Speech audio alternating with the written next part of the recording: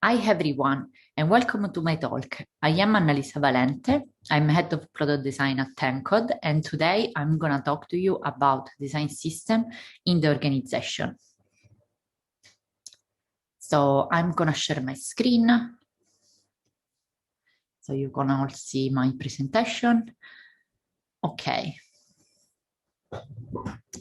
So first of all, I want to start thanking you all for having me today. I'm super happy to be here and to talk about my experience with design system.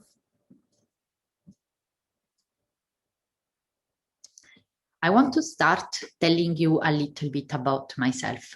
My specialty is in product design. I'm currently working at Encode and I'm building the design capabilities from scratch, the design foundation, and also the design system. I come from a background in digital design, then I transitioned in product design position, and I worked with many companies like IBM, Lloyd's Banking Group, and Google, where I could work with their design system. In my free time, I love mentoring designers and playing board games.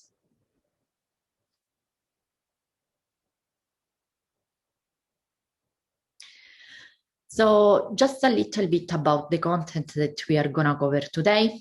I will give an intro to design system and what a design system is made of. Then we are going to see how design system can help your business to become more efficient and all the benefits around it. Then we are going to talk a bit about the process of starting out a new design system. And last but not least, measuring success and how to maintain a design system. So I want to tell you a little bit of intro about design system. So everyone knows Lego, right? So the most common similarity with design system is Lego. Lego are the smaller usable plastic bricks that allow us, everyone, to build amazing things. A little bit like our design system. In fact, if you search on Google, there are lots of definitions out there for design system. And the most common one define the design system as a set of components guided by clear standard. But design system is not just components or resources. So as I couldn't find any definitions that fits my needs outside there, I basically designed one. So for me, the design system is an internal product that is used by people within teams with the aim to establish the design vision and to create patterns across different customer touchpoints with the result of improving efficiency.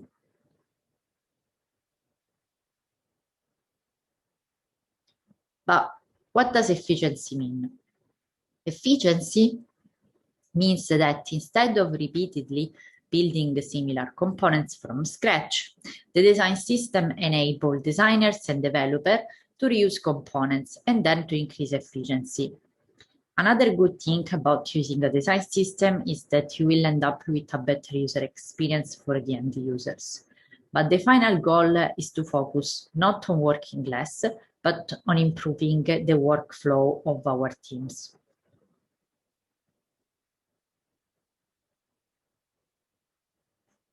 But who are the design system users? So we have mainly three groups. The first one are design, product, and development teams that will use components and so on.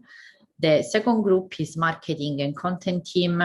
And everyone inside the organization that will need our design system to shape the design of something. Like in this case, marketing and content teams will use our design system to create all the communication around touch points. My sales team use some part of the design system to define the presentation for their pitch, for example.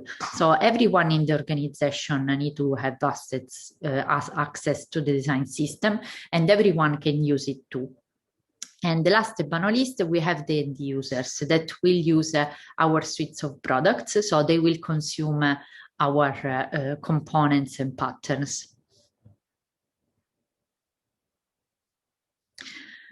But the concept of having rules for design assets does not originate from digital. Before digital design systems, components were used for print and corporate identity. This is, for example, the corporate identity of Olivetti. Olivetti is an Italian company that produced typewriters and calculator. Just to give you an idea, this is program 101 calculator that NASA bought and were used by engineers working on the Apollo 11 moon landing. And this is another snapshot of the corporate identity from Olivetti. As you can see, they shape all the rules across the different touch points, from the van to how to use their color palette on the logos, on the logo on the boxes, and on the window outside the shops, and so on. And this is IBM carbon design system. So today that digital become prominent, we had to organize some rules for our digital products. So in this case, I wanted to bring this example because I like it particularly. I worked with carbon design system before, and also as an enterprise software designer, I like it because they give importance to all the data visualization. So they have lots of advanced charts. So if you are curious, I recommend you to check it out. Another good one, I think, is Atlassian. Atlassian, as you land in their design system landing page, you can see straight away that they divide the components and patterns, and then they give prominence also to their brand identity, to their personality, the mission, and so on. Another important one is material design. Material design is a good example of patterns used across different products. Everyone use the Google Suite, right? So we have different products. For example, when we use Gmail and when we use Google Drive, we can see similar patterns. So the users will learn that behavior once. And this is very important when we talk about design system, in particular way when we talk about defining patterns.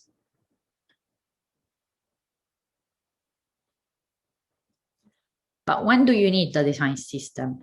So design system works only for medium and big teams and companies that are a bit more stable with a bigger scale. So if you are a startup that you still need to validate the product in the market, you don't necessarily need a design system just yet.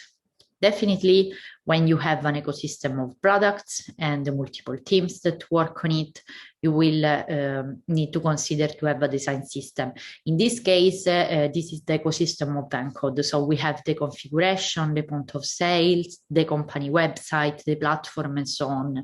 So we really needed to have a design system to cover all the different touch points inside this ecosystem. But what a design system is made of. So a sketch Figma library and a style guide or a pattern library or a CSS framework in isolation, they are not design system. The design system is made essentially of three parts. The first one is the set of guidelines and rules. This is basically one source of truth and guidelines that the team will need to follow in order to use and to extend the design system.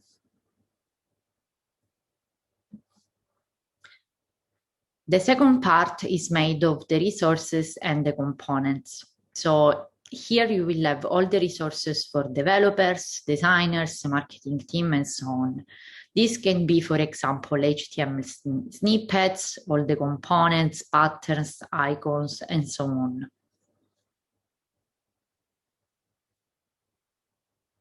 The third part is my favorite because it's the design vision.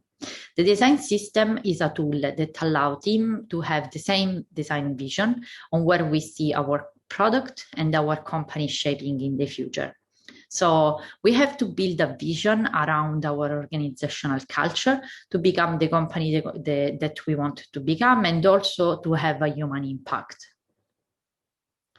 In fact, the design system is for people to make decisions fast and in a safe environment. So you need to build that culture of safe environment, and the design system will allow you to do so.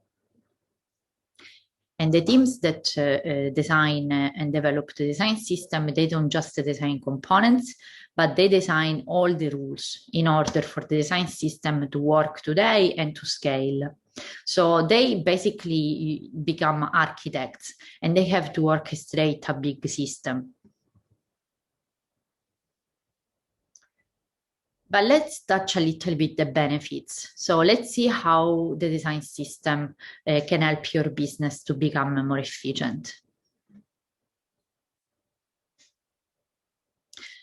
So in this case, we have all the benefits that are done are basically come from Brad Frost. Brad Frost is one of the pioneers of design system, and he basically wrote Atomic Design. So this benefit come actually from Atomic Design, that I recommend you, if you don't know him, to check Brad Frost out, because he is a very important person in the design system scene.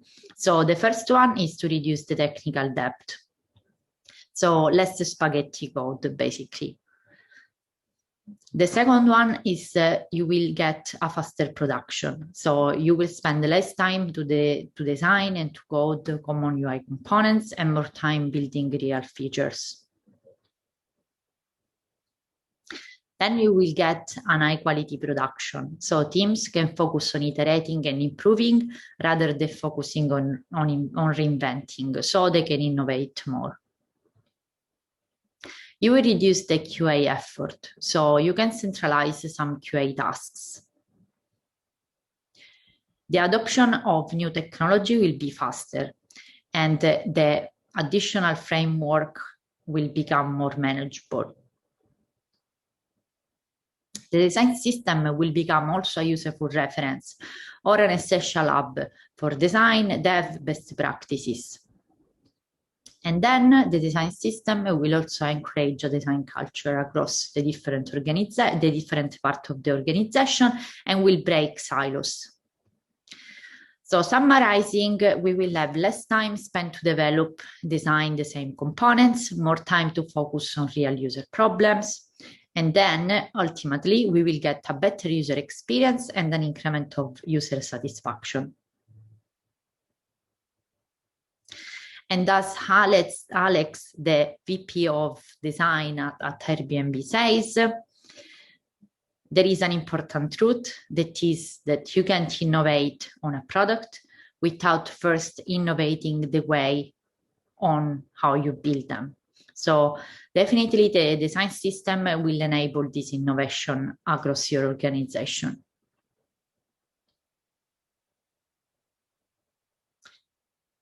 And another benefit is from a cost point of view. So if design time is improved by just 20%, the estimated annual saving per developer or UX UI designer and so on could be anywhere between 30K and 50K. So definitely lots of saving and lots of benefits of having a design system. So let's say that you took all these benefits and you went to your manager and you convinced them that they have to invest in this. So how do you start? Where do you start? So the first thing to do is a visual inventory. So at Encode, we start doing an inventory to define the different styles across the different parts of the platforms and touch point.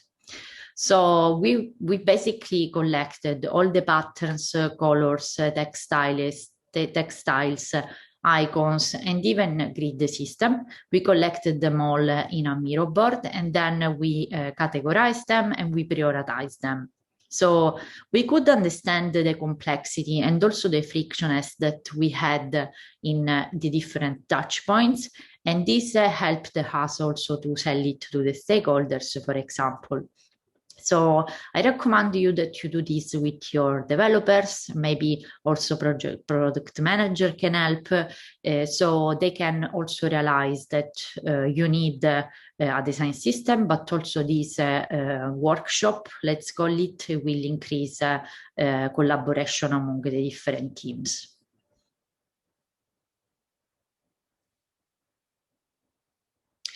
In this case, for example, this is a snapshot from the visual inventory that we did at Encode. As you can see, we have 7 different CTAs, 6 different drop-downs, 4 modal confirmation. So, and all these across the different part of the platform. So we really needed a design system.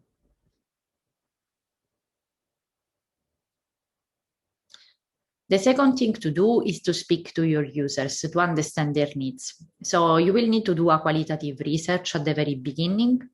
So you can compare how they work today with how the design system will improve their workflow in the future. So this is very important to do it at the beginning, because it will help you to quantify the metrics later on. The third thing that is important to do is to define the KPIs for your design system. So we are gonna talk about the KPIs later on. We have like a chapter for the KPIs at the end of this, but it is important that you define them at the very beginning to understand what to measure and the best way to do so. Then you will need to create a design language. So the design language is the core of the design system. So the style guide basically articulates a general design direction, philosophy, and the approach to specific project or product. And it can be made of different elements. In this case, we have design principles, colors, typography, sizing and spacing, content and tone of voice. But you can add more elements based on your needs. This is just what we have at Encode.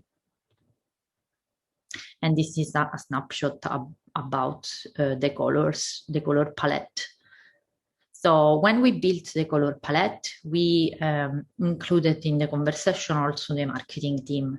Definitely having them on board is very important, because ultimately they will need to use the color palettes across the different touch points, also the external one. So they need to be part of the conversation. And this is again the Atlassian design system. I find it as a nice example, because you can see that they divide everything in brand, foundations, and content. So under brand, they have the mission, personality, and promise. Foundation, color, iconography, and typography. And content, they have language and grammar, vocabulary, and writing styles. So as you can imagine, this probably is used across the different part of the business, from marketing to content team to designers, developers, and so on.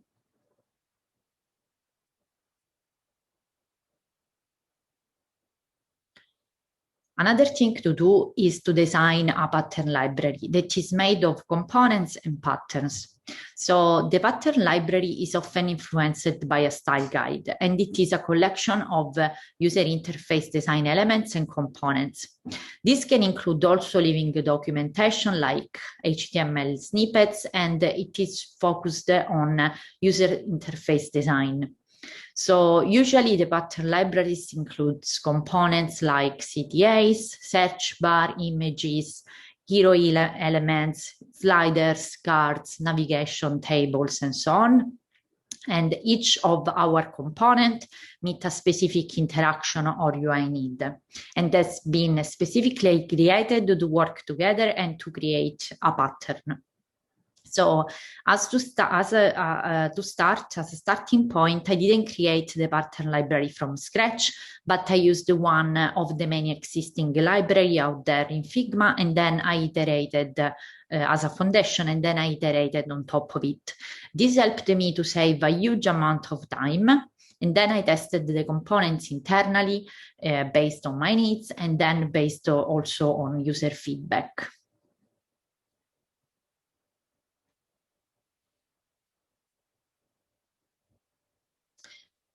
Another important thing to consider is to work with devs and PMs. So first of all, you will need to create one single place to manage brand and UX component, documentation, and more. So all the teams can stay in sync. This is very important. Having a centralized place where you will have all the documentation is crucial in order for your design system to be adopted and to be shaped in the future as well. Another thing is to hand over to your devs.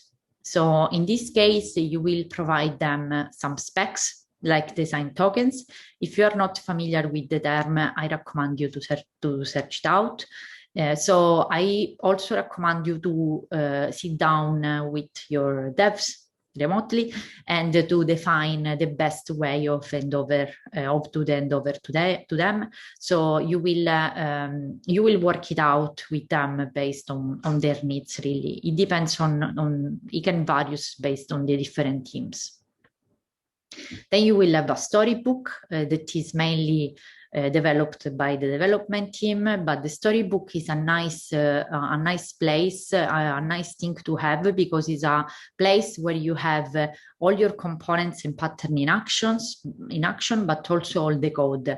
It is mainly for developers because they can iterate the components there, but it is a nice thing to have also for the design team, because you can see, as I said, the component in actions, and you can iterate on that as well, and so on. Another important thing to consider is the adoption. So you will need the pattern library in Figma or in Sketch that everyone need to have access, so they can just like reuse the components from there. Then you will need to plan a pilot project to ship, and we are gonna cover this later on. And then you have to allow contributions. So in this case, you will need to give ownership of the design system to other people in your organization. They need to feel the ownership of it, because at the end of the day, they will go to their team and they will evangelize the design system, and they will fight to adopt the design system. So you will need them on board, and they need to contribute, and they need to feel the ownership. Now I want to talk a little bit about my toolkit. So I use Figma because I can share my design file and everything that is related to components, to patterns, and to style guide and so on with the rest of the teams. So having Figma allows me to collaborate. Another tool that I use is Jira. We use Jira to create tickets for our design system, and then we can prioritize them. Another tool that is extremely useful is Miro. There is also Mural or others around. So Miro is very cool because you can do lots of workshops with people that are not in the design team and that don't necessarily design. And it allows collaboration. So we used Miro to define all our visual inventory because it's very easy to use and everyone can use it really from different parts of the business. And I recommend you to check it out. This we mentioned before, the storybook, that is the tool that helps team to visualize the different components between designers and developers. And also, if you want, you can also quick prototype the components to test the environment straight away from it, because you have also the code that you can use, but it's mainly for developers really. And then we have 08. This is a tool that I found out recently because I was looking for a place, a centralized place where I could basically add all my different style guide and all my different principles for the design system. And before we were using Confluence, now we moved everything to 08, and it's quite nice because everyone can share it and everyone can have access to this tool, so it is quite good. Now I want to talk to you about the adoption. So companies cannot simply build a design system on top of the current interface. So you need a plan that involves development and design. And implementing a design system is not an action, but is a process. This is why you should plan a pilot project to ship.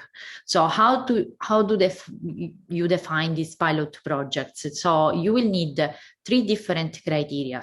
The first one is common components used across this new project, and also you will need to identify these projects that give you the possibility to use components that then you can also evolve to the rest of the platform.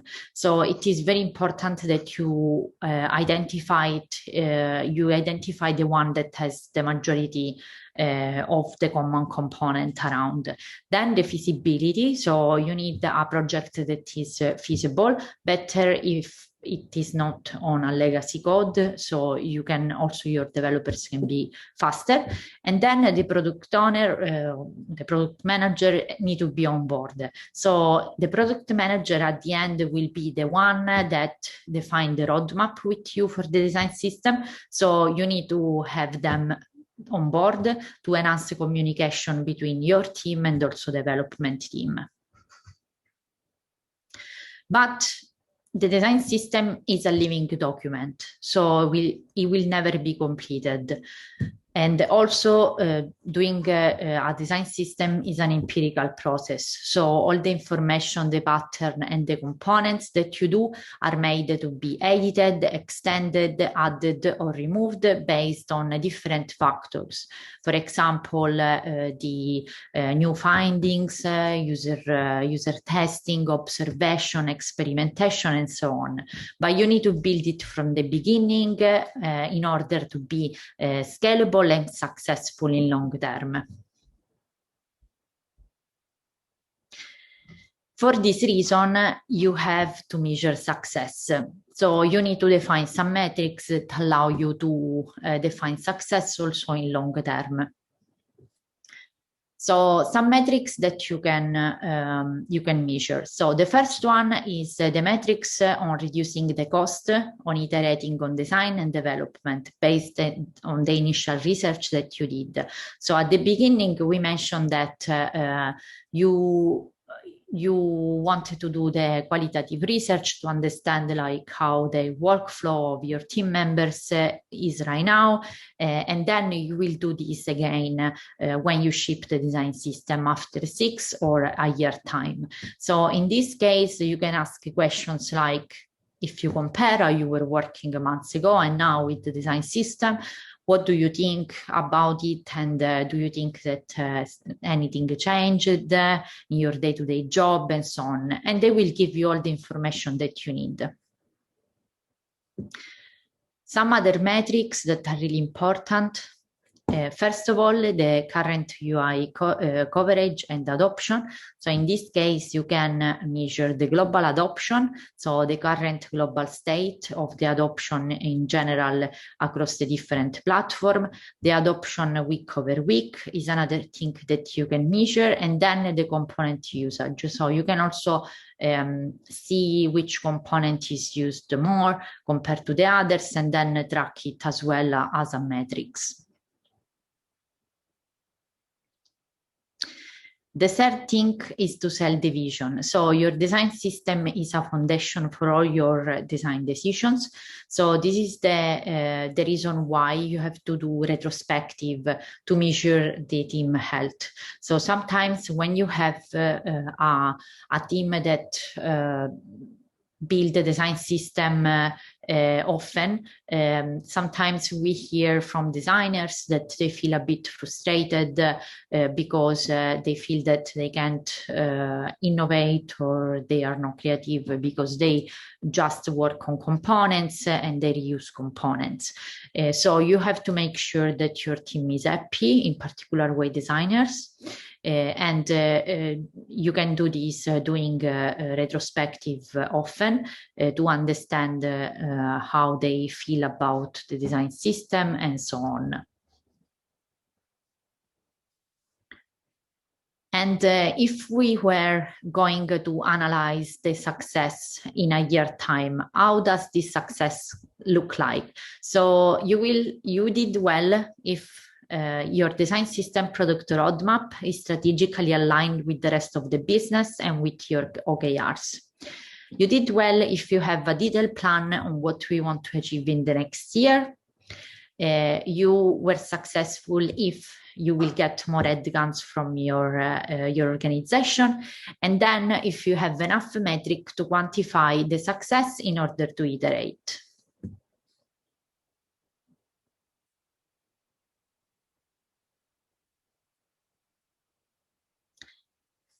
And now we can see how to maintain a design system.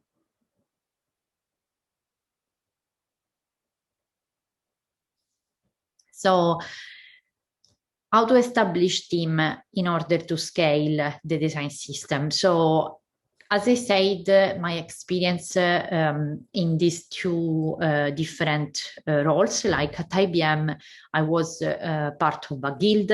So I was basically evangelize the design system in my portfolio, and I was responsible of making sure that the adoption in my portfolio was happening. Right now, I'm building everything from scratch, so I'm enabling my team to basically using my components that I build and that I design in order for them to use the design system. So we have two different experience. In this case, I'm part of the first team. Just to give you an intro about this is Nathan Curtis. He's another very important person around the design system world. So he's the founder of 8 Shapes, but I recommend you to check him out. He has lots of articles and resources on design system out there. And so he says that we have 3 different ways of setting up our team for the design system. So the first one is when you have one team to make a system available, but the efforts will be focused primarily on that team's needs. So in this case, it's my case, where we have a very tiny design team. We are just setting up the design team and we want to scale, but we are not there yet. So right now we are enabling others in the company to use our design system, but we are not doing it as a day-to-day job. The second is when you have a centralized design team that produces and supports a system used by others as a part of their job. So in this case, you will have like a design system team. And this is how big organizations are organizing their design team and how they are shaping in the future. So they have like a centralized design team that their day-to-day job is to basically maintain and shape the design system in the future.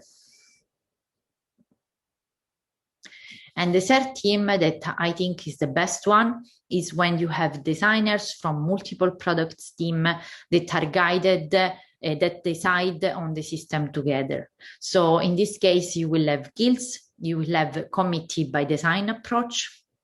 So in this case, you have different expertise from different teams that come together, and they not only evangelize the usage and the adoption of the design system in their portfolio, but also will help you to scale the design system in long term. So they will be creating patterns, for example, and they will be there to spread the expertise across different disciplines too, based on their knowledge of design system, of course. But definitely to reach the goal of like shaping in the best way, in the best possible way, your design system, you need two main things: to invest in central documentation and to establish communication. So definitely have a centralized place where everyone can get access and can basically share the components, share the design principle, and so on. So they can basically use it as a central hub. And this will enable communication too, and then enable contribution with autonomy and ownership. This is very, very important, as we said, in terms of the guilds.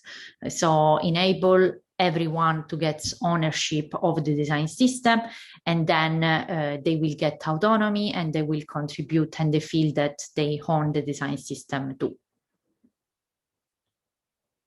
So this is the end of my session. So the main takeaways from my session today: design system is very important because bring efficiency across the different teams. So it is good to have when you have an ecosystem of products. You need to have your stakeholders on board. So try to sell the design system, do lunch and learn, share with them the benefit that the design system will bring to your organization. Build the foundation to design today components, but then tomorrow patterns and behaviors. So this is very, very important. Shape components today, but don't shape pages, shape patterns. And then have fun. So the design system is a long process. You won't finish it. You will feel that you won't finish it. You will learn a lot along the way, and also you have to remember to have fun, because it will change your company completely, but it seems that is a long job at the beginning. So just remember to have fun, I hope this session was helpful, and if you have any questions, I'm here, and enjoy the rest of the conference too.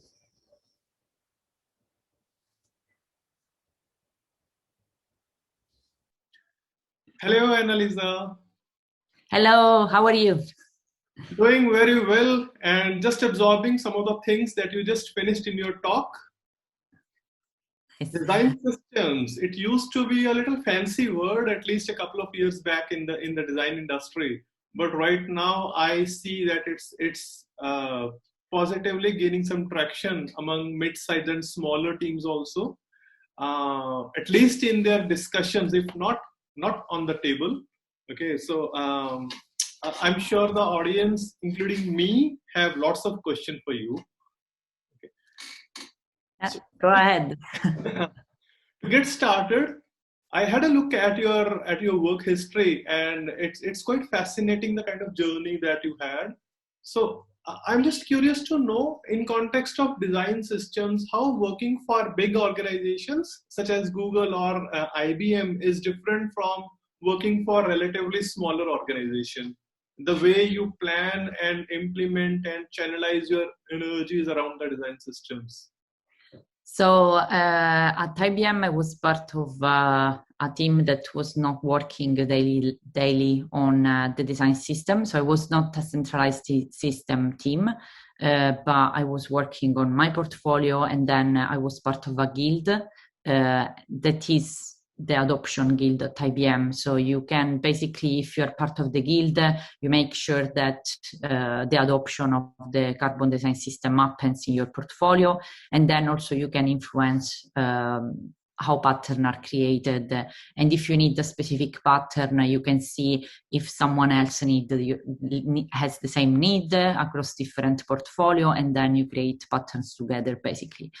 So this is how the guild work. Right now at Encode we have a much smaller team of designers, so we started basically the design system from scratch.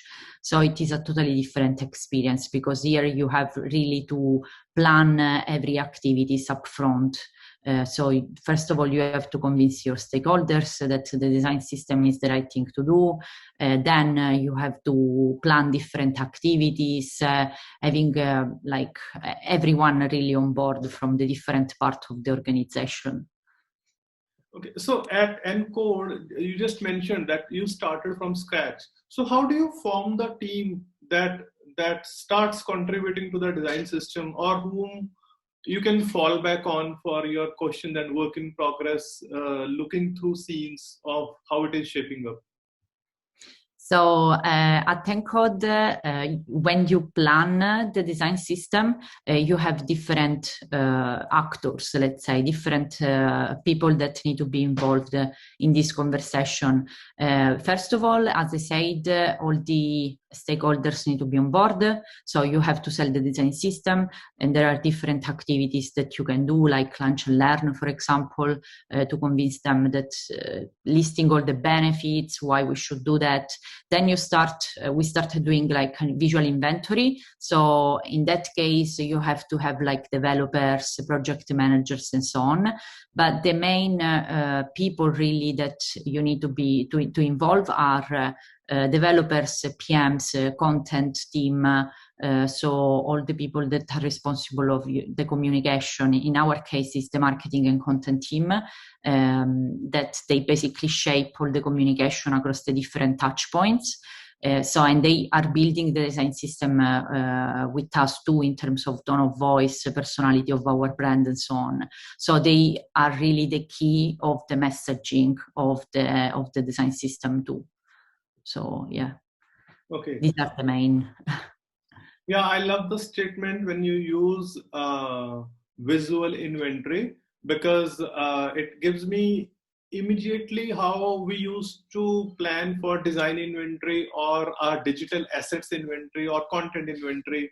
So I think all these things come together to form the basic structure for visual inventory that helps you plan a design system.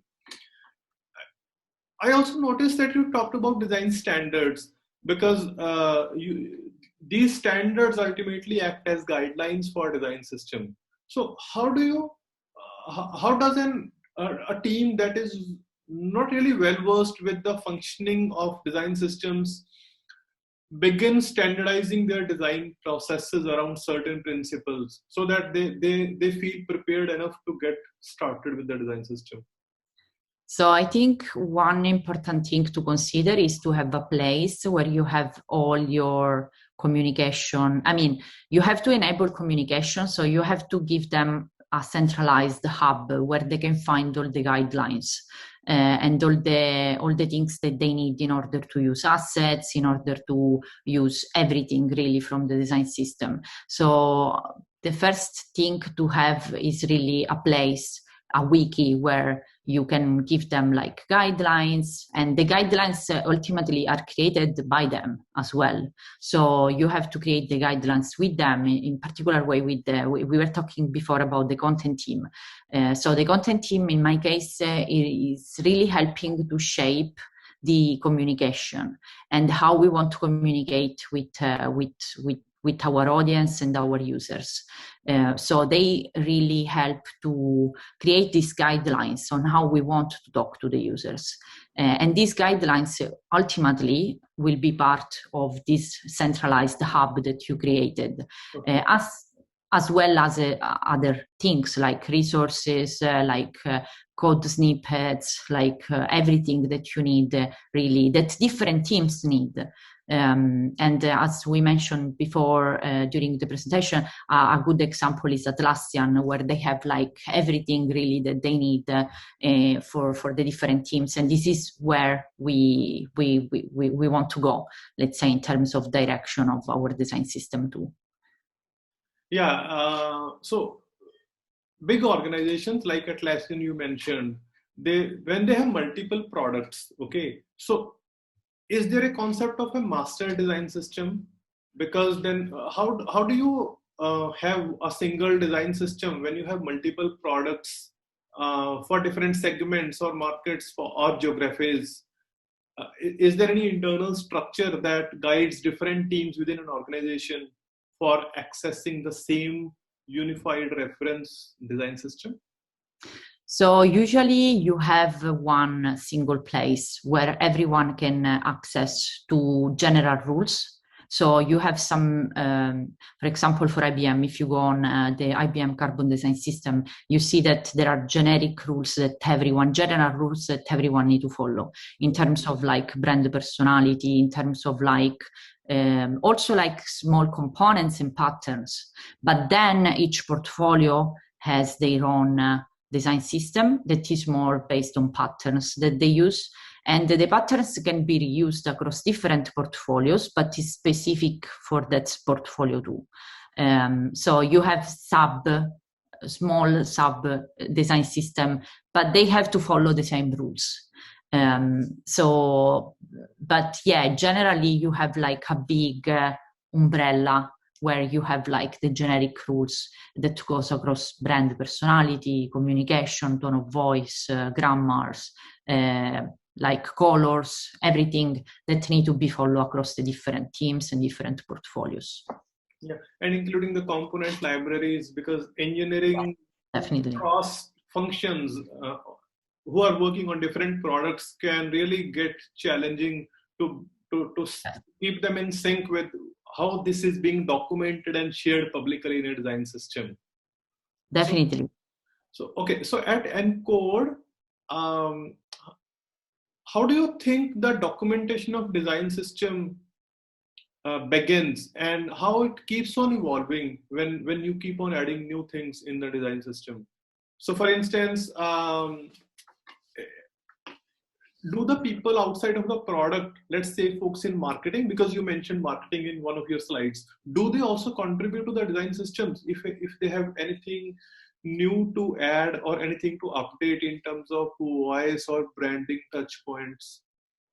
Yeah, definitely. They contribute to the design system also to evolve it. Usually you have some, in big organization you have guilds, but in my case, for example, I work very closely with the marketing team. They are like 3 people, and they basically organize all our communication, and we are shaping it together. But this is not, as I said in the slide, the design system is a living document. So it is made to be edited in the future, to be you have to change it, you have to update based on different factors like, I don't know, user testing, user feedback, or based on new findings, based on new experimentation that you do in the future. So definitely it needs to be updated. And everyone that need to collaborate as well in terms of ownership too. In my case, we have the marketing manager that she's the responsible of like all the communication, and she take care of these and how to shape these. But it can vary on different organization and based on the size too. Yeah, I can also anticipate that when you start thinking about and documenting the basic plan for design system, there are lots of ways that you see resistance, because it might hamper the ops or the velocity of folks who are working in different functions and teams.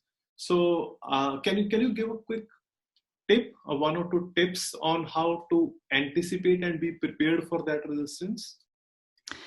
Yeah, so I think the benefits.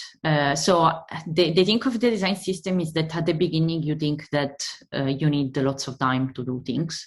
So you have to be patient, and you have to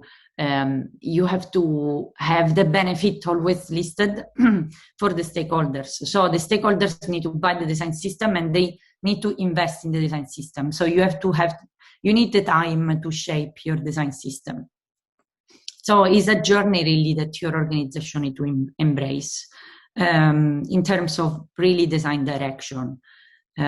So I think in terms of tips, I can say that first of all, having your stakeholders on board, in particular way the product managers, and of course the business need to invest. So you will need to prove that the design system is the right thing to do. So you can like do it in different ways. You will have at some point you will be able to collect metrics, maybe not at the beginning, but after like that you start like rolling out the design system, you start to see like benefit and metrics that you can collect.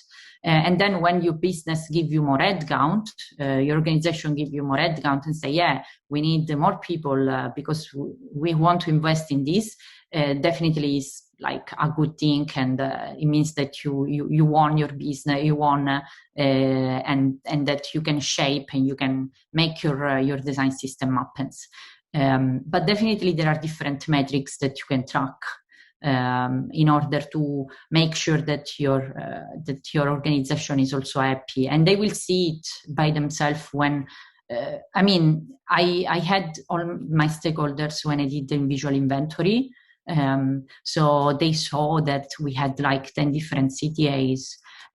So they saw the complexity, they saw that there was a friction, and the same for marketing team, that they had different communication style, different brand elements that they wanted to use.